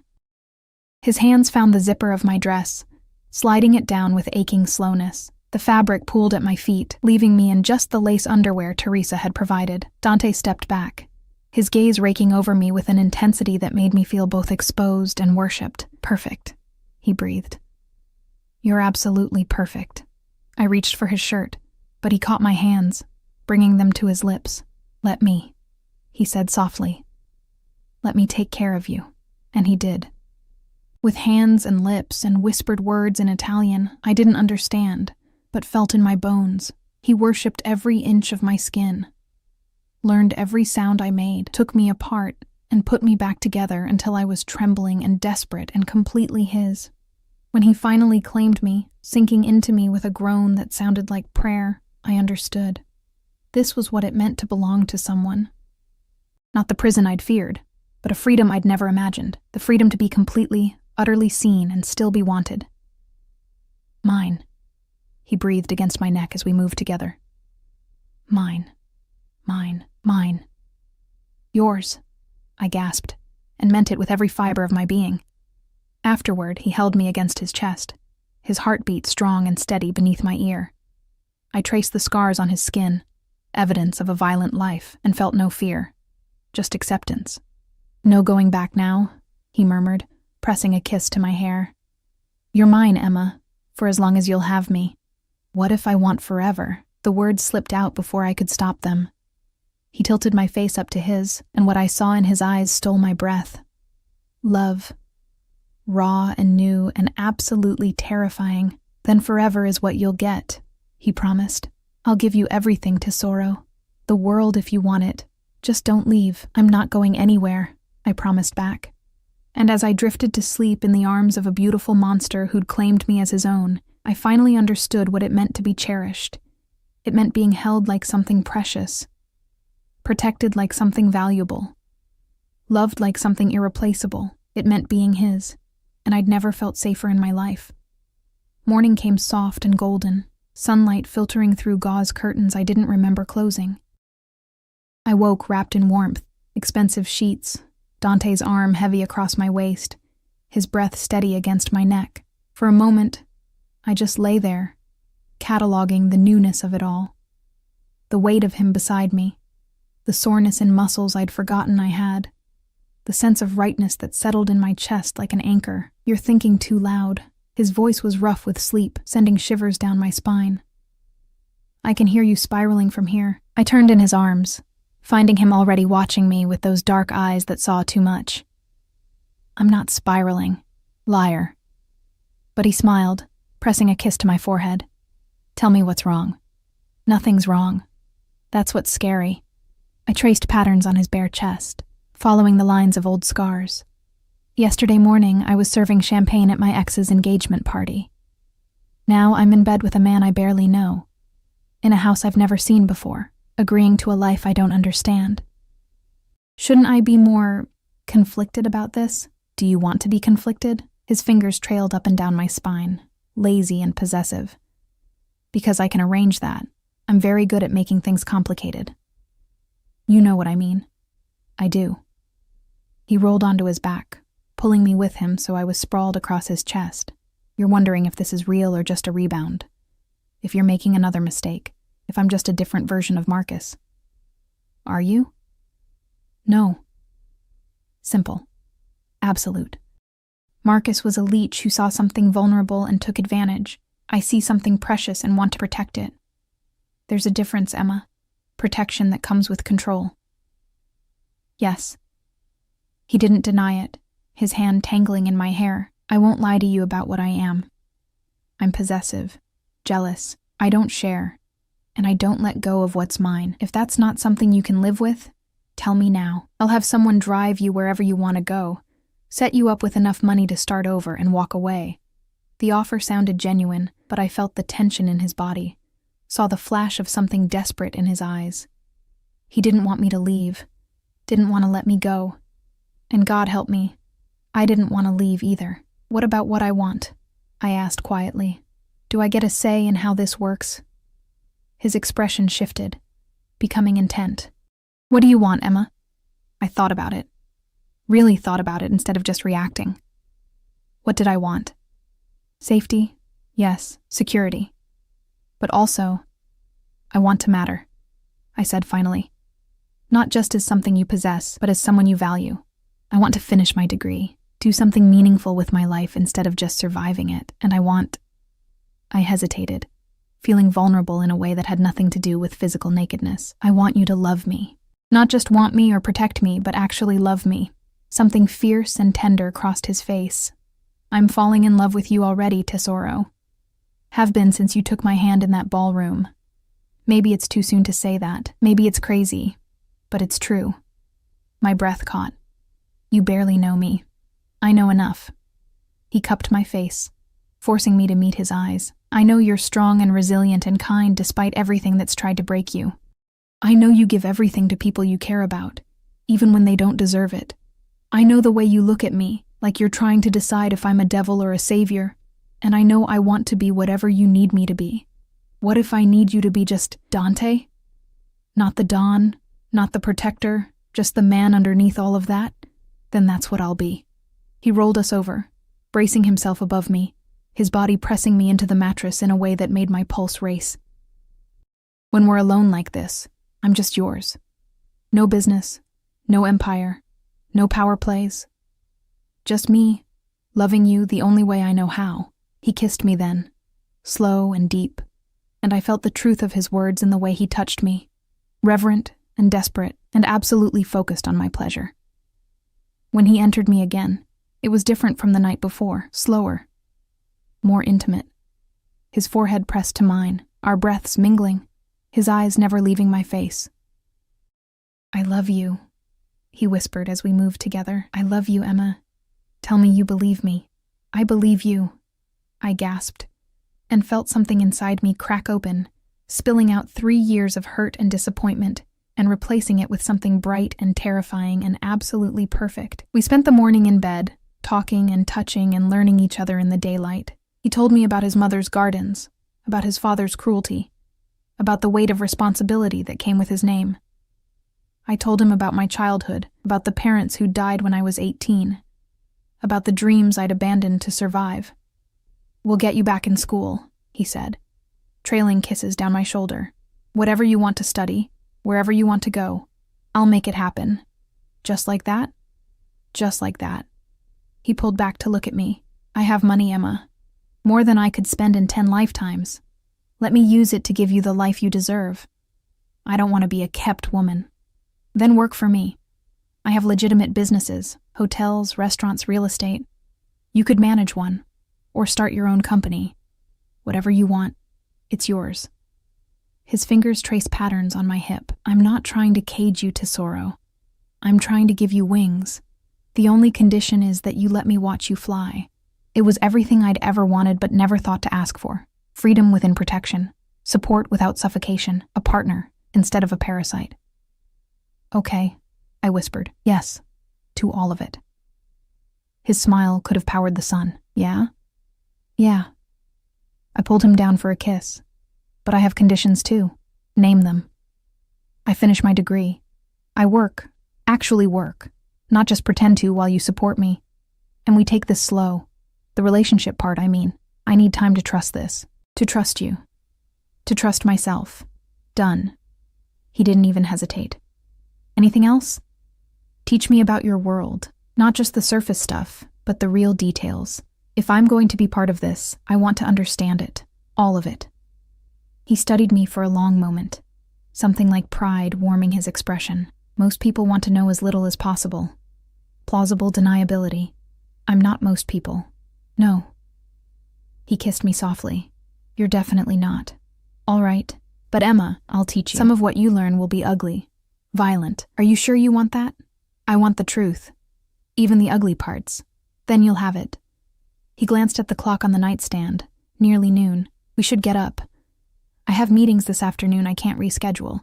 And you need to eat something besides me. I blushed, remembering exactly what had happened an hour ago. Dante? Don't. He grinned, looking younger and almost carefree. I love that I can make you blush. It's adorable. We finally dragged ourselves from bed, showering together in a bathroom that was more spa than functional space. Dante was called away twice by phone calls he took in rapid Italian, his expression hardening back into the Don's mask each time. But when he looked at me, he softened again, became just the man who'd whispered love against my skin. Teresa had prepared lunch, a spread that could have fed 10 people but was apparently normal for the household. Gabriella showed up halfway through with shopping bags and a knowing smirk. "So," she said, helping herself to pasta. "I see you decided to stay. How could you possibly—" I started, then noticed the hickey on my neck reflected in the glass door. Oh, indeed." She grinned at Dante. "You work fast, Fratello." "Gabriella," he warned, but there was no heat in it. "What?" "I'm happy for you, both of you." She turned to me, her expression becoming serious. "But we need to talk. About what comes next." "What do you mean?" She exchanged a glance with Dante, who nodded slightly. "Word is spreading. About you. About Dante claiming you. Some people are going to see that as weakness. The big bad Don going soft over a woman. Others will see it as an opportunity." Fear crawled up my spine. "Opportunity for what?" "To hurt him through you," Dante said bluntly, his hand finding mine under the table. "It's why security is non-negotiable. Why you can't leave the property without guards. Why I need to know where you are at all times. For how long? Until everyone understands that touching you means war." His jaw tightened. "I'm making an example of Marcus, showing what happens to people who hurt you. But there will be others who test those boundaries, especially in the first few months." The reality of my situation crashed over me. This wasn't just about giving up independence or accepting protection. This was about becoming a target, a weapon that could be used against the man I was falling in love with. "Maybe I should leave," I said quietly. "Go somewhere far away until things settle." "No." Dante's response was immediate and absolute. "You're not leaving. We're not hiding. That would show weakness, and in my world, weakness is death." He turned my face toward his. "I know this is scary. I know it's not what you signed up for. But I will keep you safe, Emma. I swear it." "Ah, what if you can't?" The question came out small, frightened. "What if something happens to you because of me?" "Then it happens. But I'm not giving you up. Not for safety, not for strategy, not for anything." His voice was steel wrapped in velvet. "You're mine. That's not changing." Gabriella cleared her throat. "Which is why we're going shopping." I blinked at her. "What?" "Shopping. You need clothes, shoes, accessories. Everything. You can't keep wearing my old things." She stood, pulling me up with her. "Come on. We're taking the most dramatic security detail in the city and buying out every boutique downtown. It'll be fun." "I don't need—" "Yes, you do," Dante interrupted. "You need to look the part, Emma. Need to walk into rooms and have people know you belong there. Belong with me." He stood, pressing a kiss to my temple. "Let Gabriella dress you up. Consider it armor. Expensive armor," Gabriella added cheerfully, "the best kind." 2 hours later, I found myself in the back of a heavily armored SUV, flanked by Gabriella and Marco, with 2 more vehicles full of guards preceding and following us. The city looked different from behind tinted windows. Still beautiful, but more distant, like I was watching a movie instead of living in the real world. "First stop, Valentino," Gabriella announced. "Then Prada, then, oh, there's this new designer I've been dying to try." The afternoon became a blur of boutiques and dressing rooms and more money than I'd ever seen spent on clothes. Gabriella was relentless, pulling dresses and shoes and jewelry with an expert eye, while Marco offered commentary that ranged from helpful to absurd. The guards maintained a perimeter, their presence enough to clear entire stores of other customers. "I feel like a doll," I muttered, stepping out of yet another dressing room in a red cocktail dress that probably cost more than I'd made in a month at any of my jobs. "A gorgeous doll," Marco corrected. "That dress is perfect for the charity gala next week. Dante will lose his mind." "There's a gala?" "Oh, honey," Gabriella laughed. "There's always a gala. Welcome to high society. It's boring and political and absolutely necessary." She studied me critically. "We'll get you an etiquette coach. Someone to teach you the rules, who matters, how to navigate conversations without revealing anything important." "This is insane," I breathed, looking at my reflection. The woman staring back looked confident, powerful, expensive. Nothing like the girl who'd served champagne 2 days ago. "This is your life now," Gabriella said gently. "Might as well embrace it. We were leaving the fifth boutique, bags being loaded into the SUV by guards, when everything went wrong. The first shot shattered the window beside my head. I heard Gabriella scream, felt someone tackle me to the ground. One of the guards, covering me with his body. More gunfire, screaming, the sound of tires squealing. "Stay down." The guard's weight was crushing, but I couldn't breathe anyway, panic closing my throat. This was real. Someone was shooting at us, at me. The gunfire stopped as suddenly as it started. Shouting in Italian, car doors slamming. Then Dante's voice, loud and furious and terrified. "Emma." The guard lifted off me, and Dante was there, hauling me up and crushing me against his chest.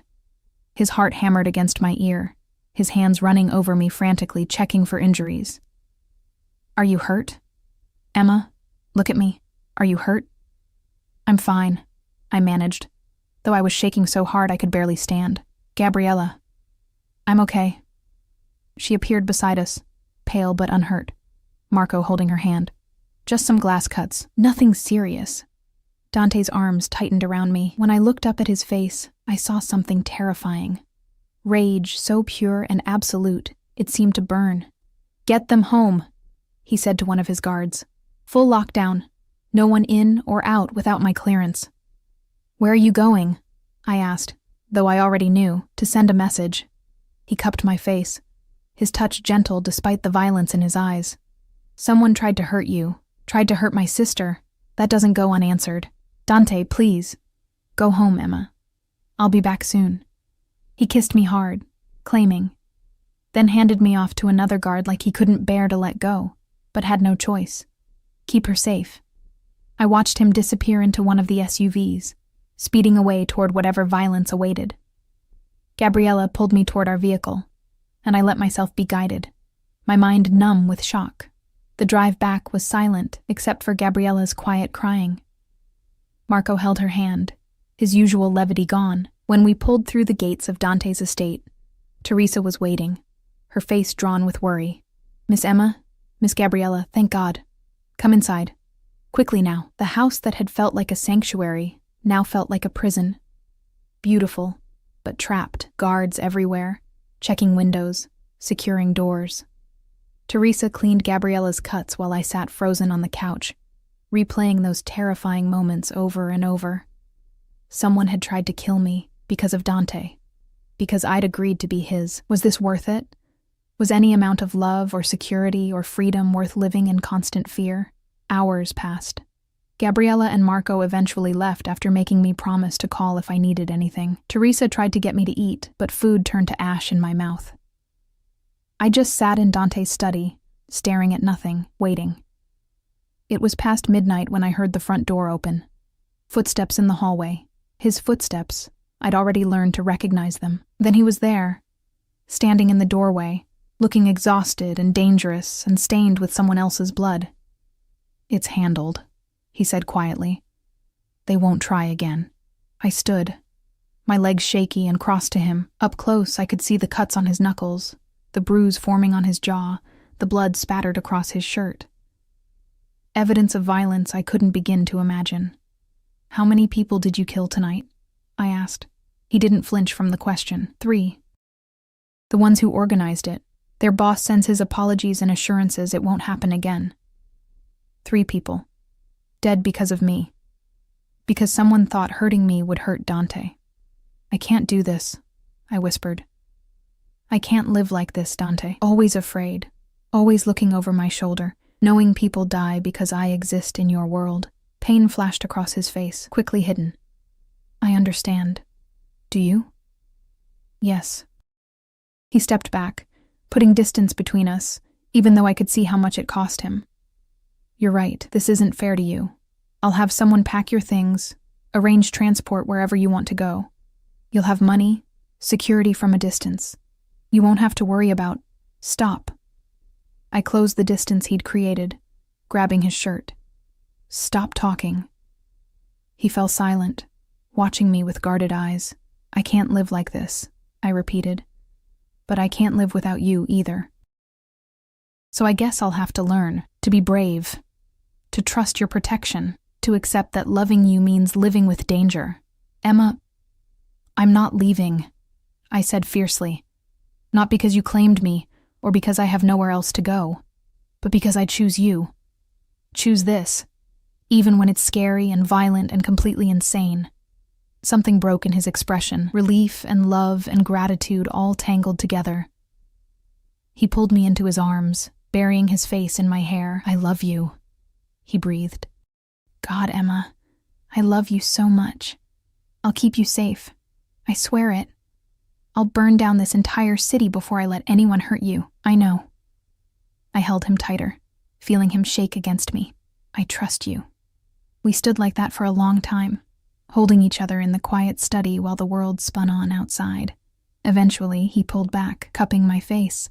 Marry me, he said. I blinked. What? Marry me. Not today, not tomorrow, but soon. Make it official. His eyes burned with intensity. Make it permanent.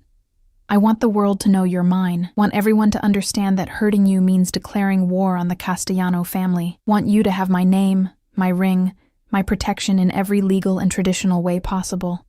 It was crazy. We'd known each other for 3 days. 3 days of intensity and violence and passion, but still. 3 days. Yes, I heard myself say. His smile could have lit the darkness. Yeah? Yeah. I laughed, feeling giddy and terrified and completely certain all at once. Let's do something completely insane and get married. Why not? Everything else about this is crazy. He kissed me then, deep and claiming, lifting me off my feet and spinning me around like I weighed nothing. When he set me down, we were both laughing, the tension of the day finally breaking. I'm going to make you so happy, he promised. Going to give you everything. The world, Emma. Anything you want. I just want you, I said honestly. Everything else is just bonus. The next weeks passed in a blur. True to his word, Dante enrolled me in classes, business administration, something I could actually use. He hired tutors to catch me up, set me up with an office in one of his hotels where I learned the legitimate side of his empire. Made it clear to everyone who mattered that I wasn't just his lover or his possession, but his partner, his equal. The wedding was small, private, in the garden his mother had designed. Just family and a few trusted friends. I wore a dress Gabriella helped me choose. Simple, elegant, perfect. Dante wore a suit that made him look like a dark prince, and when he slipped his grandmother's ring onto my finger, I felt something settle in my chest. This was real. This was forever. Marcus's money had been transferred within days of the shooting, along with a letter of apology so groveling it was almost embarrassing. I put the money toward school and never looked back. He was the past, a painful lesson learned. Dante was the future, complicated and dangerous and absolutely mine. 6 months later, I stood in the same study where he'd first claimed me, looking out at the gardens in full bloom. My hand rested on my still flat stomach, protecting the tiny life growing inside me. A baby. Ours. The thought terrified and thrilled me in equal measure. Dante's arms wrapped around me from behind, his chin resting on my shoulder. Happy? He murmured. I thought about everything that had led me here. The heartbreak and humiliation, the terrifying moment when a dangerous stranger had seen me as precious. The choice to step into his world, to accept his protection, to love him despite, or maybe because of, everything he was. Terrifyingly so, I admitted. Good. His hand covered mine on my stomach, protective and possessive. That's how it should be. Terrifying and perfect and absolutely ours. I turned in his arms, looking up at the man who'd claimed me in a ballroom, kept me safe through violence, loved me with an intensity that still took my breath away. I love you, I said. Simple, true. Complete. I love you, he answered. My Emma. My wife. My everything. And as he kissed me in the golden afternoon light, I knew I'd made the right choice. Marcus had thrown me away like I was nothing. But Dante had picked me up and shown me I was everything.